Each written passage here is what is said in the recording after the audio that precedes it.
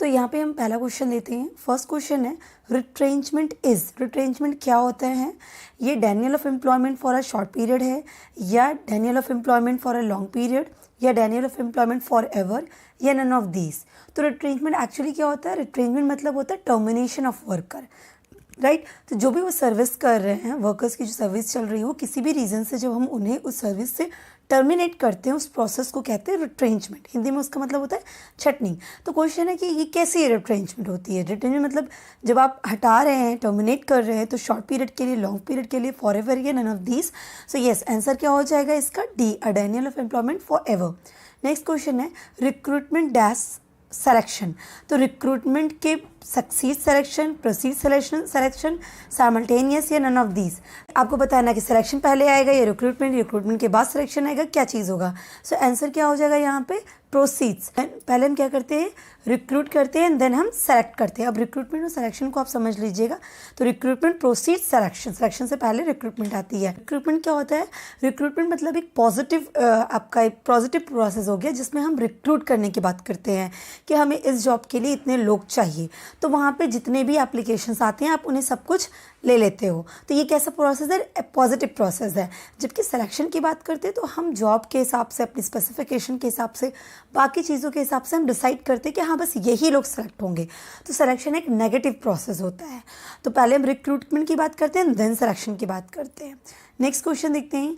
The immediate product of job analysis is. Job analysis का immediate product क्या होगा? जब आप जॉब एनालिसिस की बात करते हैं तो तुरंत आप क्या करते हैं? जॉब एनालिसिस में क्या करते हैं? Job evaluation, job description, job specification, या फिर जॉब एनरिचमेंट। आप क्या करते हैं? तो अब यहाँ पे आप देखिएगा, पहले इन टर्म्स का मतलब आप समझ लीजिए। जॉब इवैल्यूएशन, जॉब इवैल्यूएशन क्या चीज़ होती है? जॉब इवैल्यूएशन मतलब आपको जॉब को इवैल्यूएट कर रहे हो, जॉब के वर्थ को कैलकुलेट कर रहे हो, राइट। जॉब को इवैल्यूएट करने का मतलब, जॉब की वर्थ कैलकुलेट करने का मतलब यहाँ पे होता है कि आप दूसरी जॉब से अपनी जॉब को कंपेयर करेंगे, आप उस जॉब की वर्थ कैलकुलेट करेंगे, कितने की ये जॉब है, जिससे कि आप वेजेस को डिसाइड कर पाएँ कि हमें पर्टिकुलर जॉब के लिए कितना वेज प्रोवाइड करना है। तो ये रिलेटिव वर्थ को कैलकुलेट करता है, that is called job evaluation, right. Job description क्या होता है? जॉब डिस्क्रिप्शन मतलब आप जॉब को डिस्क्राइब करते हो कि जॉब की टाइटल क्या है, जॉब कहाँ पे करनी है, लोकेशन क्या है, क्या जॉब के रूल्स एंड रिस्पॉन्सिबिलिटीज़ होंगी, आप जॉब को प्रॉपर्ली डिस्क्राइब कर रहे हो। जॉब स्पेसिफिकेशन मतलब क्या होता है कि पर्टिकुलरली जॉब, जो जॉब है जिसकी ड्यूटीज़ एंड रिस्पॉन्सिबिलिटीज़ ये हैं, ये टाइटल है जॉब की, ये प्लेस इस जगह पे जाके करना है, उस जॉब के लिए पर्टिकुलर पर्सन की क्वालिफिकेशन क्या होना चाहिए, किस तरह का पर्सन आपको चाहिए। तो एम्प्लॉयज़ का स्पेसिफिकेशन, जॉब स्पेसिफिकेशन, इस जॉब के लिए कौन से लोग हमें चाहिए, किस तरह के, किस कैटेगरी के लोग चाहिए, किस स्ट्रेंथ के लोग चाहिए, किस क्वालिफिकेशन के लोग चाहिए, उसको हम कहते हैं जॉब स्पेसिफिकेशन। तो जॉब डिस्क्रिप्शन जॉब के बारे में बताता है, जॉब स्पेसिफिकेशन ह्यूमन कैरेक्टरिस्टिक्स के बारे में बात कर रहा होता है। अब बात करते हैं किसकी? जॉब एनरिचमेंट की। तो देखिए, जॉब एनरिचमेंट क्या होता है? एक प्रोसेस होता है। इसमें हम क्या करते हैं, जो एग्जिस्टिंग जॉब होती है, उस जॉब में हम कुछ एक्स्ट्रा ड्यूटीज़, एक्स्ट्रा वर्क, उसको इनलार्ज करते हैं, उसको इंक्लूड करते हैं, जिससे कि लोग मोटिवेट हों। उनको मोटिवेट करने के लिए ही हम जॉब एनरिचमेंट की बात करते हैं। लाइक आप एक जॉब कर रहे हो, ठीक है, आपकी एक रूटीन जॉब है, सेम ड्यूटीज, सेम रिस्पॉन्सिबिलिटी, आपको पता है कि जाके ये काम करना है, फिर ये काम करना है, फिर ये काम करना है। तो क्या हो जाता है? आप बोरिंग हो जाते हो, है ना, बोर्डम आ जाती है। उस चीज़ से बचने के लिए जॉब में कुछ एक्स्ट्रा ड्यूटीज़, एक्स्ट्रा रिस्पॉन्सिबिलिटीज़ को इंक्लूड किया जाता है। तो उस प्रोसेस को कहते हैं जॉब एनरिचमेंट। इससे क्या होता है? मोटिवेशन मिलती है। तो स्किल में, आपको स्किल में वैरायटी मिल जाती है, आपको वर्क में वैरायटी मिल जाता है, आपको नया चीज़ क्रिएट करने का, इनोवेशन करने की चीज़ें मिलती है। तो इससे क्या होता है? आप मोटिवेट होते हो। तो जॉब एनरिचमेंट इस टेक्निक को कहते हैं। इसी को जॉब एनलार्जमेंट भी कहते हैं, राइट। तो लेकिन एक चीज़ याद रखिएगा, जो ब्लू कॉलर एम्प्लॉयज़ होते हैं, ब्लू कॉलर एम्प्लॉयज़ मतलब जो प्रोफेशनल्स एम्प्लॉयज़ नहीं हैं, जो वर्कर्स लेवल पे हैं, उनको हम ब्लू कॉलर कहते हैं। और वाइट कॉलर एम्प्लॉयज़ मतलब जो प्रोफेशनल्स हैं, टॉप लेवल मैनेजमेंट और जो पढ़े लिखे स्किल्ड पर्सन है, नॉन स्किल्ड ब्लू कॉलर में आते हैं। तो job enrichment blue collar employees के लिए बेनिफिट नहीं होती है, राइट, क्योंकि उनके हिसाब से पैसे बढ़ना, सैलरी में इंक्रीज होना, सैलरी जॉब की सिक्योरिटी होना, ये उनको मोटिवेट करता है, ना कि ड्यूटीज़ एंड रिस्पॉन्सिबिलिटीज़ में नया एडिशन। तो ये जो है वाइट कॉलर एम्प्लॉयज़ के लिए ज़्यादा बेनिफिट होता है। अब क्वेश्चन था कि जॉब एनालिसिस के बाद क्या होता है, जॉब एनालिसिस में कौन सा चीज़ इमीडिएट होता है। तो जॉब एनालिसिस के दो चीज़ें होती है, डिस्क्रिप्शन एंड स्पेसिफिकेशन। हम जब जॉब को एनालिसिस करते हैं ना, तो हम क्या करते हैं, जॉब को डिस्क्राइब कर रहे होते हैं और उस जॉब को करने के लिए कौन से लोग चाहिए हम उसको स्पेसिफाई करते हैं। सो yes, answer is job description. Next question है जॉब एनरिचमेंट इज। अब आप बता सकते हैं कि जॉब एनरिचमेंट क्या होती है। Moving to another job with the same skill set, एक जॉब से दूसरी जॉब में मूव करना, प्रमोशन होना, ट्रांसफर होना, या adding task and duties to the existing job. जो जॉब आप कर रहे हो उसी में नए टास्क और ड्यूटीज को इंक्लूड करना। तो yes, answer is D. Next question है while recruiting employer promotes brand image of organisation which is called. तो जब आपकी रिक्रूटमेंट की बात हो रही है, आपको रिक्रूट करने की बात हो रही है, उस वक्त एम्प्लॉयर जो है वो ऑर्गेनाइजेशन की ब्रांड इमेज को प्रमोट कर रहा है। लाइक आपको रिक्रूट करने की बात कहता है तो ये ऑर्गेनाइजेशन ब्रांड है, ये चीज़ बहुत बड़ी ब्रांड है। इस तरह की अगर चीज़ें हो रही हैं तो वो किस चीज़ को बात कर रहा है, वो एम्प्लॉयर ब्रांडिंग है, एम्प्लॉय ब्रांडिंग है, ऑर्गेनाइजेशन ब्रांडिंग है, मैन पावर प्लानिंग है। तो yes, that is employer branding, क्योंकि हम आपको बता रहे हैं कि ये ऑर्गेनाइजेशन जो है एक ब्रांड है, हम उसको प्रमोट कर रहे हैं। तो एम्प्लॉयर जब इस चीज़ को प्रमोट कर रहा है, इसका अल्टीमेटली क्या मतलब है, वो अपने आप को प्रमोट कर रहा है, अपनी ब्रांडिंग कर रहा है कि ये ऑर्गेनाइजेशन हमसे रिलेट करती हो और देखिए ये ब्रांड है, आप हमसे कनेक्ट हो रहे हैं, इसका मतलब कि हम आपको यहाँ तक पहुँचाएंगे क्योंकि हमारी ऑर्गेनाइजेशन हमसे ये ब्रांड क्रिएट हुई है। तो that is employer branding. Next question है कंट्रोल इन्वॉल्व्स ऑल बट। ये सारी चीज़ें कंट्रोल्स के अंदर आ जाती हैं एक्सेप्ट दीज। तो एक कंट्रोल में क्या नहीं आएगा, measuring result, establishing goal, taking corrective correction, selecting human resource. So answer is establishing goal, क्योंकि कंट्रोल में हम कोई गोल एस्टैब्लिश नहीं करते, वो तो प्लानिंग का हो गया, बाकी प्रोसेस में हो जाता है कि हम पहले एक गोल एस्टैब्लिश करते हैं। अब ये कंट्रोल का प्रोसेस तो लास्ट में आता है, जब हम देखते हैं कि हम जो भी कुछ भी कर रहे हैं वो उस हिसाब से हो रहा है कि नहीं, हम रिजल्ट को मेज़र करते हैं। अगर कुछ वेरिएशंस हैं तो हम उसके लिए करेक्टिव एक्शंस लेते हैं। हमें दूसरे मैन पावर की ज़रूरत है तो हम उस मैन पावर को सेलेक्ट करते हैं। हम यहाँ पे गोल डिसाइड नहीं करते हैं। नेक्स्ट क्वेश्चन है which of the following is not the quality of human resource in any. Next question है which of the following is not the quality of human resource in any organisation. किसी भी organisation में ये human resource की कौन सी quality नहीं है। तो ऑप्शन ए है the behaviour is stumbling in often inconsistent and unpredictable, they depreciate with passage of time in terms of skill, they are heterogeneous, retaining qualified human resource is a challenge for manager। आपको बताना है कि human resource जो होता है किसी organisation का, उसमें से कौन सा क्वालिटी नहीं है। देखिए ह्यूमन रिसोर्स मतलब आपको राइट मैन पावर के लिए आपको सिलेक्शन करना, रिक्रूट करना, कब ऑर्गेनाइजेशन में किस तरह की ह्यूमंस की ज़रूरत है, किस तरह के मैन पावर की ज़रूरत है, कब ज़रूरत है, उनके बारे में डिसाइड करना, उनकी प्लानिंग करना, उनकी स्टाफिंग, रिक्रूटिंग, डायरेक्टिंग करना, ये सब ह्यूमन रिसोर्स के अंदर आ जाता है। तो कौन सी क्वालिटी नहीं है। So yes, answer is they depreciate with passage of time in terms of skill. ऐसा बिल्कुल भी नहीं कि अगर हम ऑर्गेनाइजेशन के लिए किसी मैन पावर को सेलेक्ट करते हैं, मैन पावर आती है तो टाइम के हिसाब से उनके स्किल भी ख़त्म होते चलेगा, बिल्कुल भी नहीं है। बल्कि ये क्या चीज़ है, इनकंसिस्टेंट, अनप्रेडिक्टेबल है, हेट्रोजेनियस होता है, क्वालिफाइड होता है।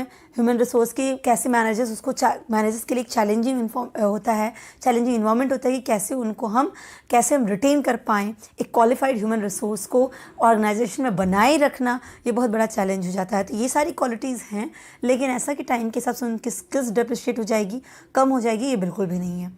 नेक्स्ट क्वेश्चन है Human resource planning benefits to an organization are reflected in which of the combination of the following। आपको बताना है कि जैसे ह्यूमन रिसोर्स प्लानिंग जो होती है वो किस तरह से ऑर्गेनाइजेशन को बेनिफिट करती है, इनमें से कौन सी चीज़ें हैं जो कॉम्बिनेशन उनके बेनिफिट्स का। अब ह्यूमन रिसोर्स प्लानिंग क्या हो गया, अगर अल्टीमेटली बोले तो राइट पर्सन को राइट टाइम पे राइट प्लेस पे अपॉइंटमेंट करना, ये ह्यूमन रिसोर्स प्लानिंग के अंदर ही आता है। तो अब ये कौन ऑर्गेनाइजेशन को किस तरह से बेनिफिट करता है, इसके बेनिफिट्स किस तरह से रिफ्लेक्ट करेंगे। तो ये balance between demand and supply of human resource है, तो ये ह्यूमन रिसोर्स की बैलेंसिंग करता है कि भाई आपके ऑर्गेनाइजेशन में कितने की डिमांड है और अभी ऑर्गेनाइजेशन में कितने ह्यूमन रिसोर्स हैं। अगर इसमें कुछ भी कमी है तो ये क्या करेगा, नए एचआर को रिक्रूट करेगा। तो ये डिमांड एंड सप्लाई को बैलेंस करता है। तो आपको इस बात समझ में आएगा कि हाँ ये बेनिफिट तो होना चाहिए। देन क्या है, non compulsion on management to assess critically and continuously the employees and personnel policies. अभी क्या कह रहा है कि ये जो है, जो मैनेजमेंट है आपकी, उन एम्प्लॉयज़ की जो पर्सनल पॉलिसीज़ है उनको क्रिटिकली एसेस करना, ये कोई ऐसा कोई कंपल्शन नहीं है। तो क्या जो एम्प्लॉयज़ आप जिनको रिक्रूट करके रखे हो उनके लिए जो पर्सनल पॉलिसीज़ आप अप्लाई करा रहे हो, क्या उसको हमेशा क्रिटिकली इवेलुएट नहीं करना चाहिए कि क्या ये सही है, क्या ये नहीं सही है, क्या इसमें कोई कमी चल रही है? ऐसा करना कह रहा है, ऐसा करना कोई कंपल्शन नहीं है। तो क्या ये सही बात है, इसको सोचिए। फिर सी है, duplication of efforts and conflicts are avoided.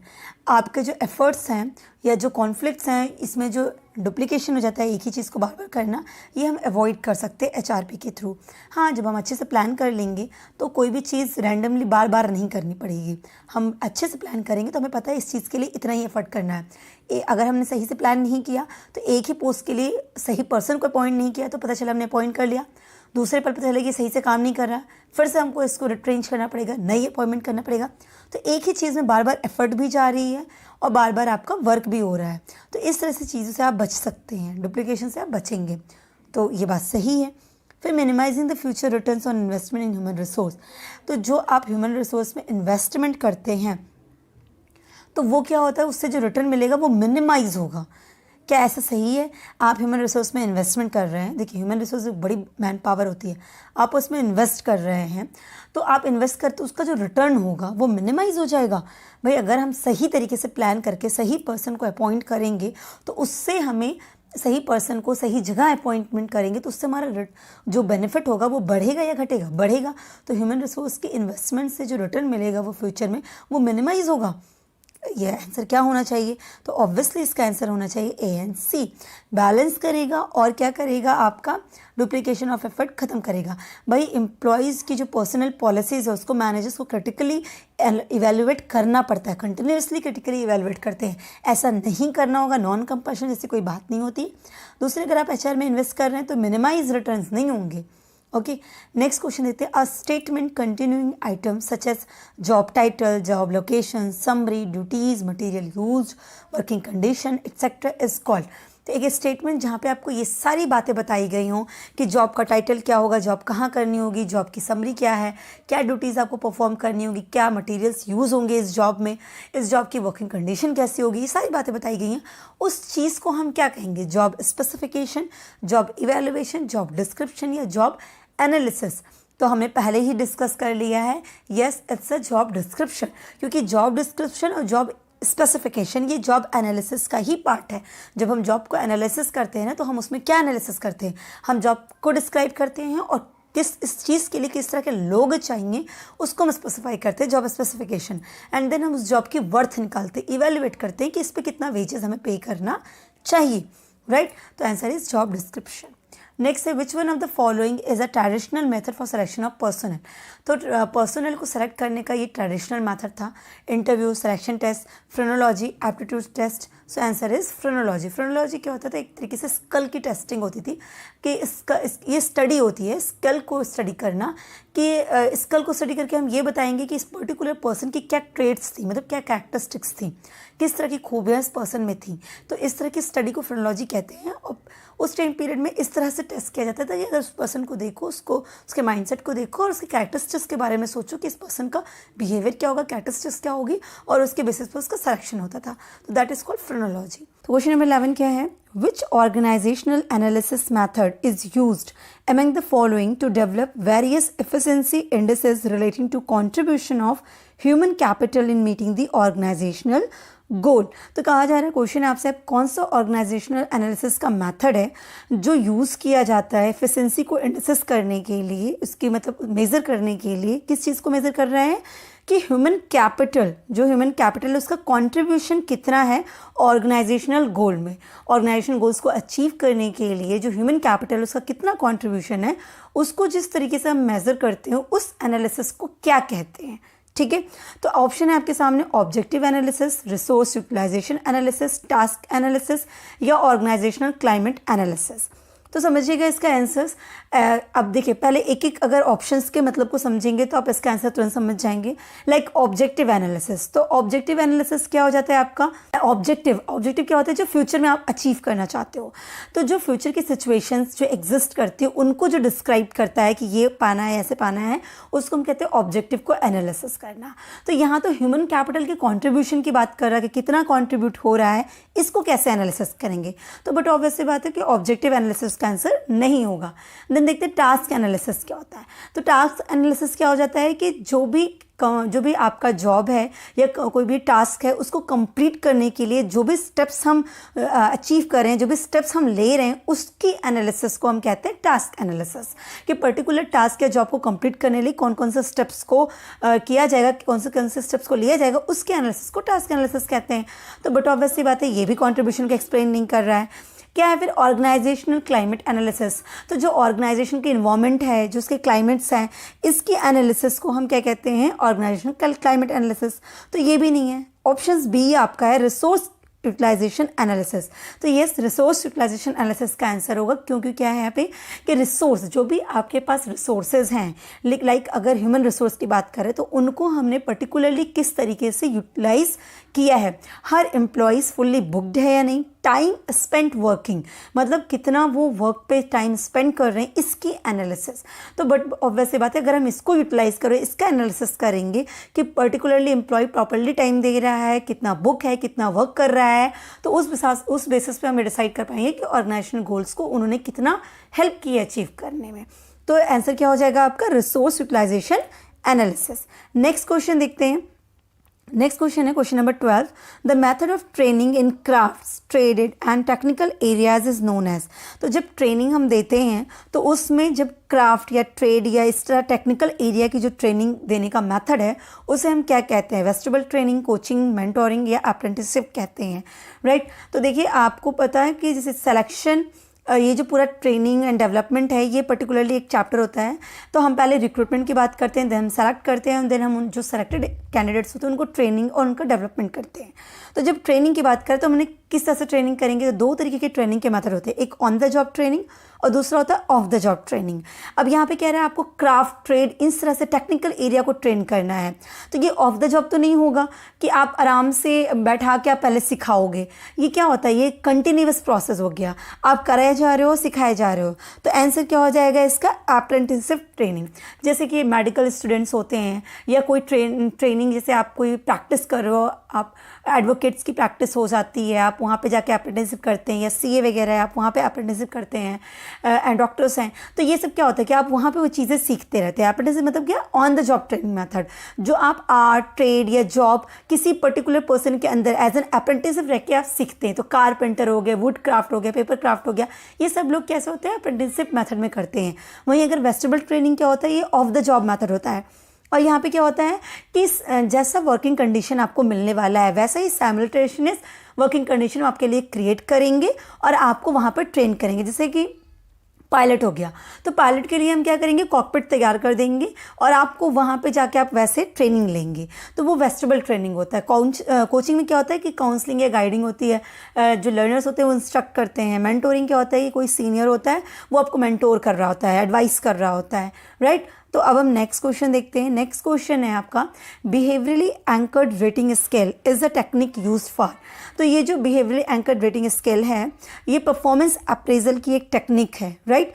तो ये इसमें कैसे है, तो ये कौन सी चीज़ की टेक्निक है, तो यहाँ मैंने आंसर आपको बता दिया कि ये selection, succession planning, performance appraisal या रिक्रूटमेंट। तो ये किस चीज़ से रिलेटेड करता है, ये परफॉर्मेंस को अप्रेजल करने के लिए होता है। बार्स होता है, राइट, 360 डिग्री अप्रेजल्स होते हैं, MBO होता है, मैनेजमेंट बाय ऑब्जेक्टिव्स होता है।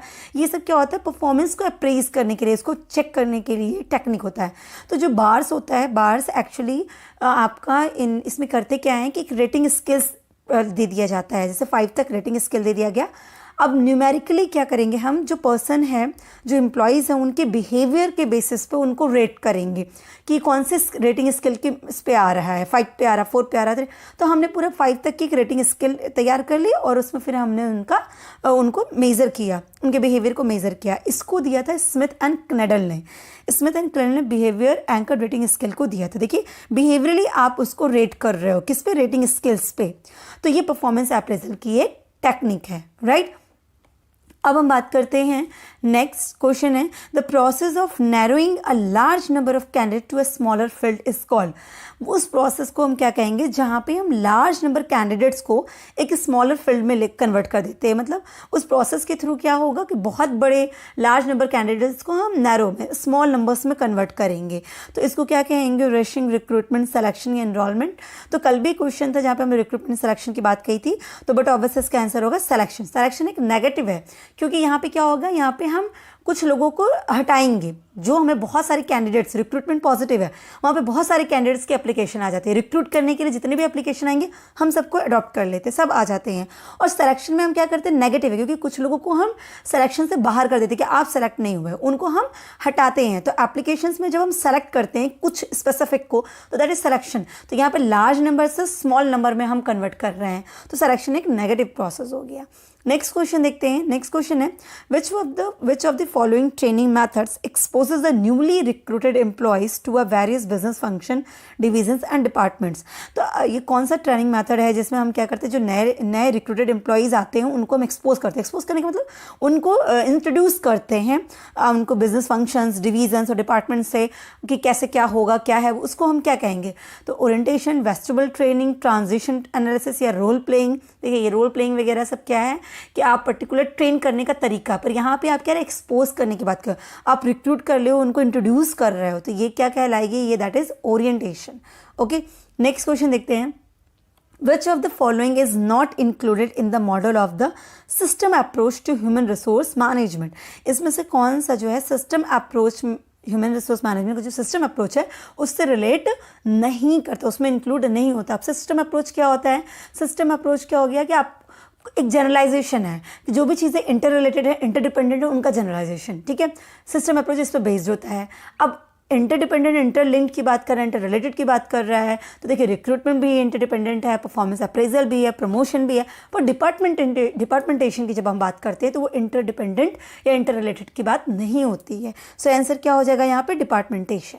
नेक्स्ट क्वेश्चन है which of the following are the method of the on the job training. अब इसमें से कौन से मेथड्स हैं जो on the job training method में आते हैं।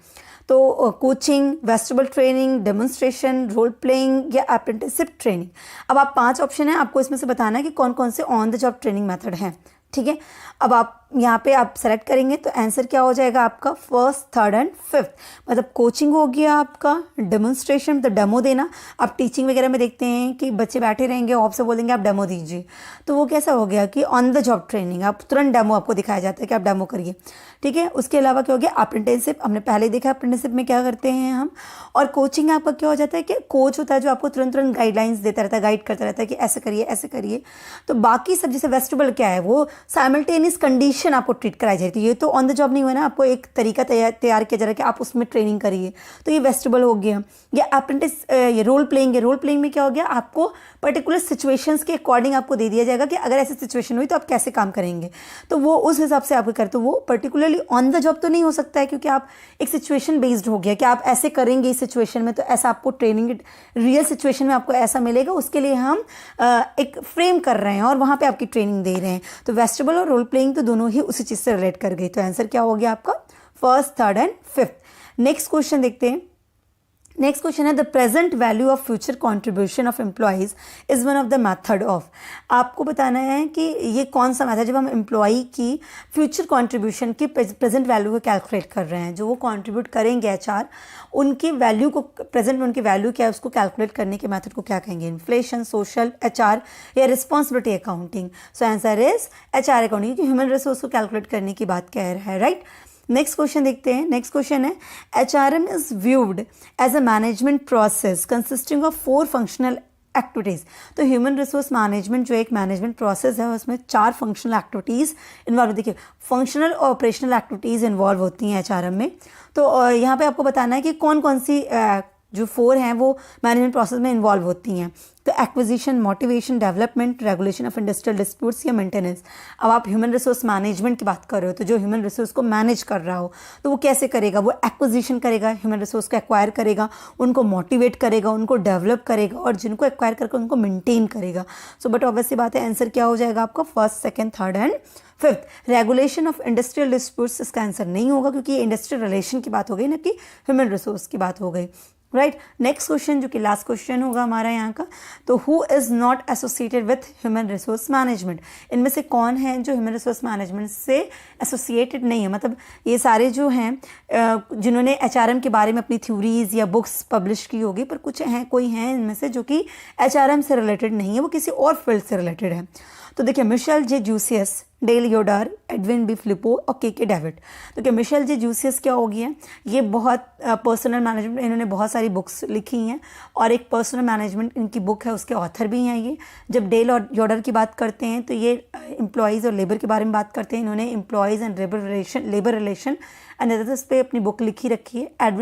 एडविन बी फ्लिपो की बात करते हैं तो इन्होंने प्रिंसिपल्स ऑफ पर्सनल मैनेजमेंट के बारे में बात कही है।